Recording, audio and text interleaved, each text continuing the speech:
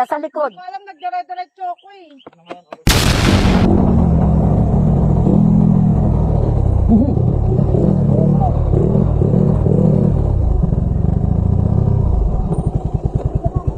Dahan-dahan ka lang, overshoot ka. So, ayun guys, sobrang trauma ako ngayon. Medyo trauma pa. Kasi, na-accidente ko. First long ride, accidente agad. Hindi na kinig sa ride safe. Bali, ayun, chinek ko yung... Nandito kami ngayon sa KM90. Tapos, tumigil lang kami para mag-dinner. Time check is 8 PM na. Tapos, ayan. Ang daming putek, guys. Kasi nga, bumagsak. Kwento ko na lang pala. Tapos, chinek ko yung motor ko. May gas-gas. Traumatized. Tsaka ako na lang kwento siguro. Bali, tumigil nga pala kami saglit dito sa KM90 para kumain ng dinner. Then, chinek na rin namin kung ano ba yung naging sira sa motor. Kung may damage ba or anong gas-gas para makapag-CR na rin.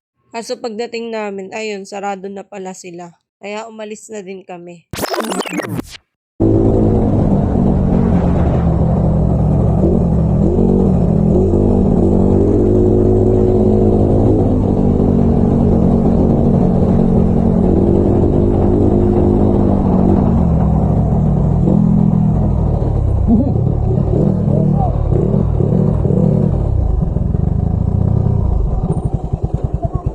Dahan-dahan ka lang, overshoot ka.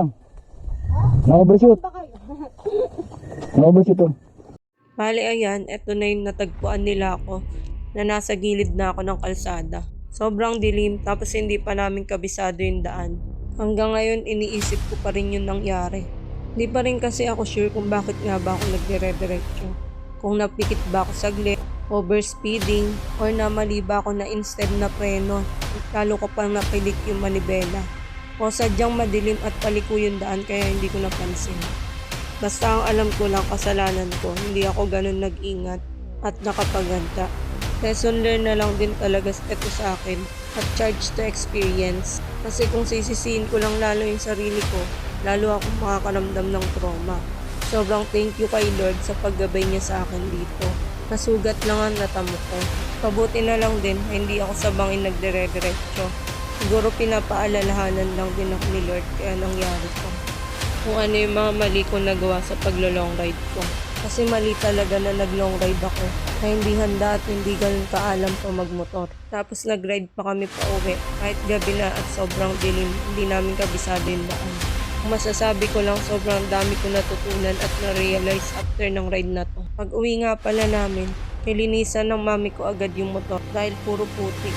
At ayun, nakita namin kung ano naging sira niya. Pero ayun, sabi ko sa mami ko na okay lang, mapapagawa pa yan. Ang mahalaga, nakauwi kami ng safe.